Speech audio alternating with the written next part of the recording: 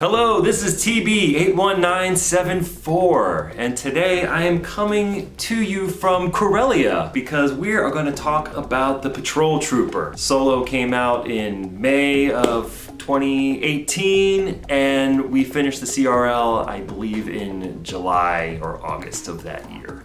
The Patrol Trooper got a good start, and then it kind of ran into some troubles during the pandemic. Supplies were hard to get, and the biggest maker of the armor was unable to make them anymore.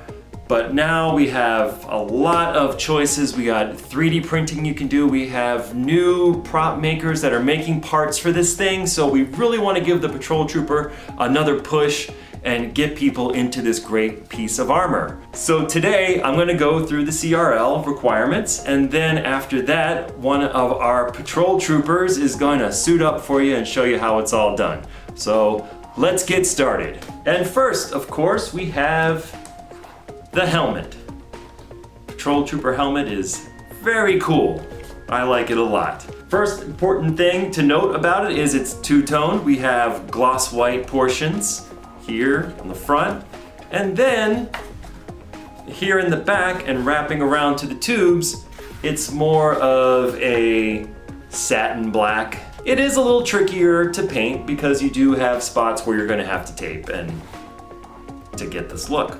In the back here, we have the traps that are painted gray, and here on the side, gray, and also here the tears alongside the eye are also gray. The lens, it is a little difficult to see in this light, but the lens is actually green. It's a flat piece, and it just gets hot glued in there like any other lens. The Patrol Trooper helmet, like the Shore Trooper, has this shield here along the front. It's also painted gloss white, and as you can see, it does protrude out from the helmet. It's not part of the helmet. The helmet also has this black brow line. Can be rubber or a rubber-like material as long as it looks the part. Additionally, we also have these two vent tubes. Again, rubber or rubber-like material protruding from here to here. They are also not part of the helmet. They are, distinct from it. The frown, which is kind of like the famous Stormtrooper frown, has gray teeth, and in between the gray teeth are black mesh. So good, you can get a little bit of air in there. The ears have these flat screws right here. The ear bar area is gray and has two bumps. That rear bump is narrow, painted black, and the front bump is wider and remains gray. The back of the helmet has indents in the black portion, as you can see. The two rear traps have 13 vertical thin grooves painted black. The front has an aerator, and it's black in color. The tube stripes, now they're black, not white, and they have these indents right here. The indentations themselves, and these are actually kind of like cut in, they're painted white. So again, a little tricky with the paint job, but yeah, you want to get these vents in here to be white, and there's 12 on each side. Then right here, the mic tips, they're painted black, and they have mesh screen over the top of them. And kind of like the Scout Trooper, you can do some light weathering to the Patrol Trooper. Nothing as heavy as a Shore Trooper, but you can get in there and just dust it up a little bit, make it look like you've been doing high-speed chases on your bike. And the next item on our list of requirements, balaclava. You know it, you love it. That's all I have to say about it. Okay, here is one of the pieces that has really caused us a lot of problems. It is the Patrol Trooper jacket. And we just call it a jacket. I think we just did that from day one. It is a shirt. You can have a zipper down the back. It kind of fits more like a jacket though when you look at screenshots as opposed to like a tight shirt, so I think that's why we called it a jacket. But anyway, it should be a shiny like material, smooth, semi-gloss black. This one's kind of like a faux leather, which gives a really good representation of how the jacket looked on screen. The tricky thing with the Patrol Trooper jacket is kind of the complicated pattern of ribbed, smooth, and stitched portions of the sleeve. Down by the wrist we have ribbed.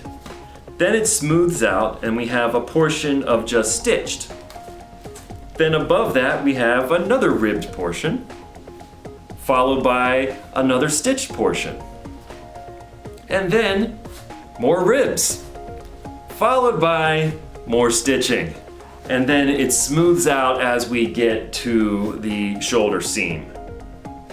Now, going forward, this is going to be our level 2 requirement.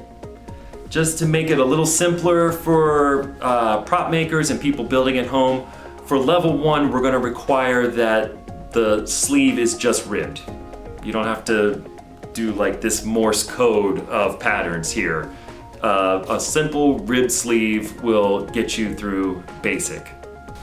Okay, next are pants, trousers. These are simple type of security guard or police officer type pants. They're like a black cotton-like fabric with a white stripe going down the side. The stripe is about a 1/2 inch to 1 inch in width. We found a uniform store that sells these pants for like 20 bucks. I know some of you at home will probably want to save money and get like a black pair of pants from the thrift store and some white ribbon and spend half a day trying to get it sewn on there to save $20. You do it. Okay, now moving on to the hard armor, we have shoulder bells. Now the patrol trooper shoulder bell is kind of like a reused part from the death trooper. It has that pattern with the 2 grooves going down this way and the diagonal ones going off here and here. We want these to be gloss white, and you can weather them lightly if you'd like. Next comes the bicep armor. This is original to the patrol trooper. Like the shoulder and the other arm portions, these pieces, they just kind of attach to the jacket. Unlike the scout, there's no elastic going around them to secure. Velcro works. You can just put Velcro on your jacket and Velcro on the matching Velcro on the back here and pop them on. And you will achieve the patrol trooper look. And then finishing down the arm, we have the forearm armor. And just like the other 2 pieces, Velcroed on. However, unlike the other 2, they're not like perfect mirrors of each other. The right one has these 2 indents here that are painted black. And then the left has these 2 raised portions here. But it's all gloss white, lightly weathered. Now, like all the new Disney troopers since the takeover, the patrol trooper uses those same gloves like the First Order, like the shore trooper. They have white palms. And on the back, the same sort of handguards that you would find on the shore trooper, except painted gloss white. The next piece of armor on the CRL is the chest armor. Patrol trooper chest armor, very similar in style to the shore trooper. Has the indent that is painted black right here. And then it has this black chest piece in here with these raised portions here. And then a nice big green button right there. At the top, we have those similar sort of shore trooper buckles where you would, of course, put your shoulder straps behind. And then down here as well, you have the elastic that's made to look like it connects to the back, but actually doesn't really connect to anything. It's just decorative. The elastic, of course, feeds into these slots right here that are cut out and secured on the inside. There is also a little dot right here that should be painted black. And overall, the piece should be gloss white, semi-gloss, lightly weathered. And next we have the back piece, and this is pretty identical to the shore trooper back with all of its many complications. You've got, of course, the 2 recesses here with the distinct greeblies that exactly the same as you find on the shore trooper. These are painted black. So no option for dark brown here. They have to be black. You want to make sure that you have your little black hose running through here. Some people forget that. On this side, you've got your heat sink, just like on the Shore Trooper over here. You've got the hose fitting. Down here, this is cut out, and then you can back it with black, so you don't see anything through there. You've got these tiny little greeblies here and here, as well as the ones here, here, here, and here. At the top, there's that circular cutout, and at the bottom, there is the crescent. On the sides, we have the 5 vents, and as well as this little indent here, and this cutout here. It's all exactly like the Shore Trooper. If you're familiar with that, then you know this. Unlike the Shore Trooper, this bit would connect here instead of from the chest, and this part would be overlapped by the chest piece. You also, of course, have a collar that connects here to the back, and that would slot into the grooves on the front of the Patrol Trooper chest. The final touch are the straps that come from these housings right here, and then this part would tuck in under the buckle on the front of the chest piece. Now, how do you want to attach it, with Velcro or magnets or whatever you can dream up? That's fine. I wouldn't advise using these to actually connect the armor. You should have something underneath, like a strap like this that actually does the heavy lifting. These should be more decorative. And then, like the rest of the Patrol Trooper armor, we want this to be gloss white or semi-gloss and lightly weathered. And next up on the Patrol Trooper CRL, we have the ab armor.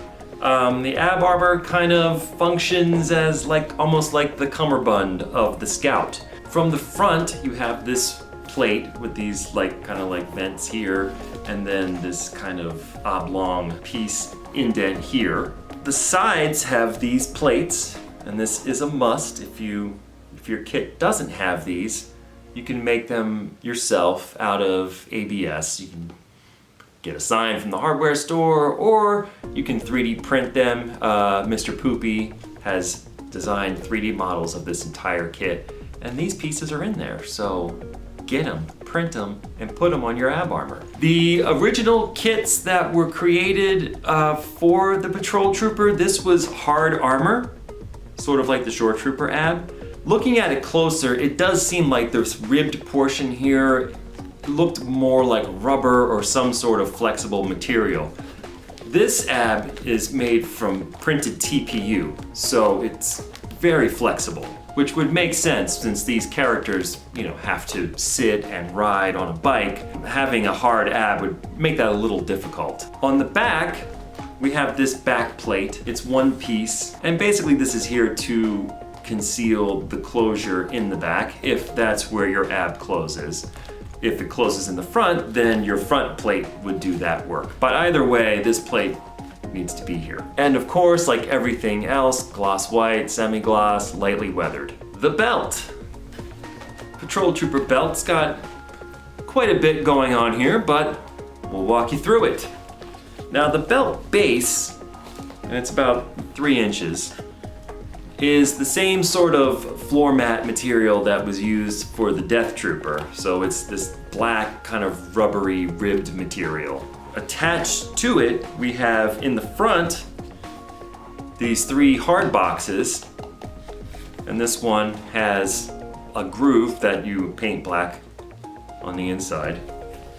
And then we have these pouches that are snaps.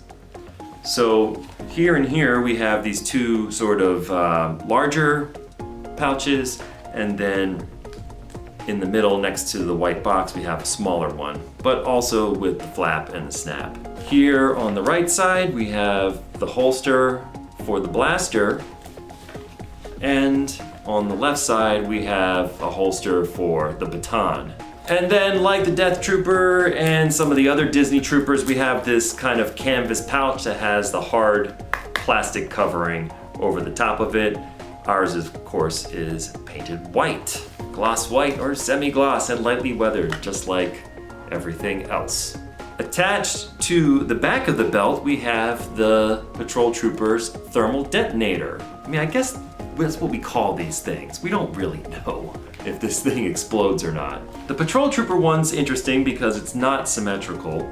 It has this sort of white tube on this side, and then on the other side there's like this ribbed cap in black.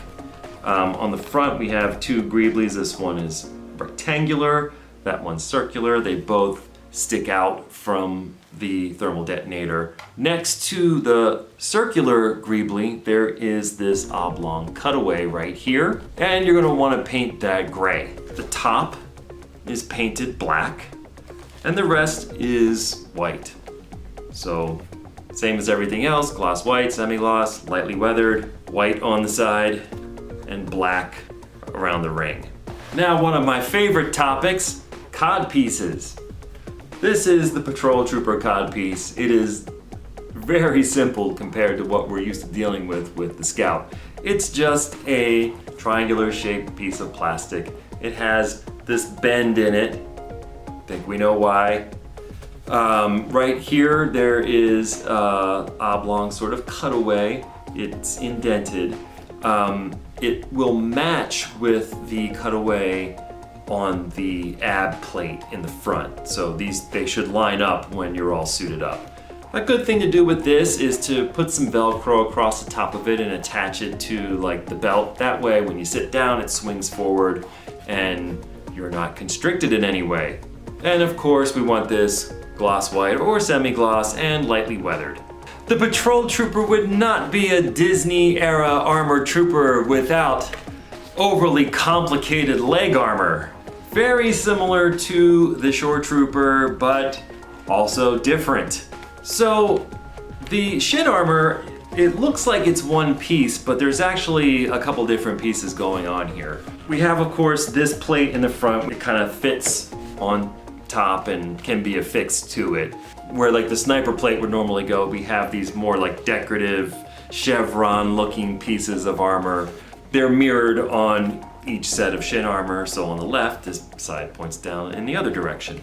You have these greeblies here, and that's it for the shin plate. Now looking at it from the side, this calf armor here shouldn't be part of the front. You want this to be a separate piece because it's gonna be easier to get it on and off if you have the ability to kind of clamshell it onto you. You have these buckles here, these small buckles with an elastic strap running around the back.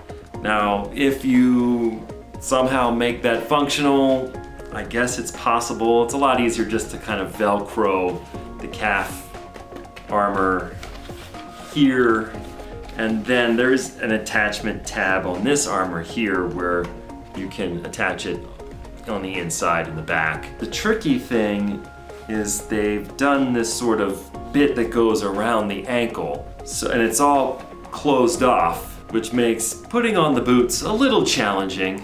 You probably want to put the armor on the boot first before you get into your outfit. And then also one more decorative bit, we have this oblong indent right here, which is painted black. The shin itself, of course, is gloss white or semi-gloss and maybe lightly weathered. Now let's take a closer look at just the boots themselves. The patrol trooper wears almost like a patrol officer's style riding boot. This is a little bit higher than what you would see, say, on an Imperial officer. And they do have these kind of portions that stick up here on the side. Patrol trooper boots also have the zipper going down in the back. On the foot of the boot, there are 3 separate pieces of hard plastic armor. There's this toe cap that extends to about mid-foot. Overlapping the toe cap is what we call the dog bone. We just got that from the Scout Trooper, but we've taken to calling this the dog bone as well. This piece can float a little bit, and there is a strap, elastic strap that passes under your foot to kind of secure it in place. Then in the back there is this heel portion, and the heel has these cutaways here and here. Like all the other armor on the patrol trooper, it is white, gloss, semi-gloss, and weathered. Let's get a little bit closer up on the holster here. You can see it's riveted to the belt. Gloss white or semi-gloss, lightly weathered, and you want to make sure, of course, that your pistol fits inside of it. This one has a nice tight fit, so it won't fall out. Can't promise a kid won't try to steal it from you though.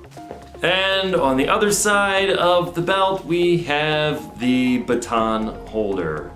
This one has the baton in place. You can see it's not going anywhere. It has these two bits here and here to kind of secure the baton.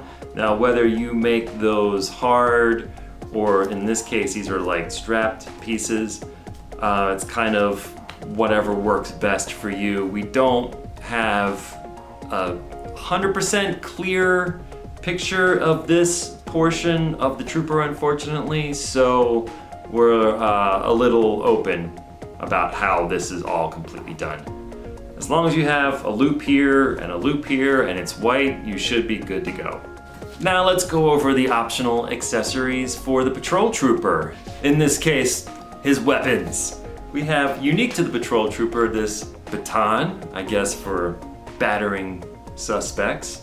Essentially what you want is the look of a single metal tube with rubber ribbed grips. If you want to achieve this by printing something out and painting it metallic, which is kind of like what was done here, that's fine, that totally works. So you have this metallic portion here and the caps on the end with the rubber grips, so that way it doesn't come loose when you're going like that. And just like the scout trooper, the patrol trooper also carries what is now called the EC17 Blaster. We don't require that your EC17 looks exactly like the one in Solo, because it does have some slight variance from the one from Return of the Jedi. But if you want your EC17 to be in the patrol trooper style, the tip of the blaster is a little bit wider than the scout trooper one, and the scope is angled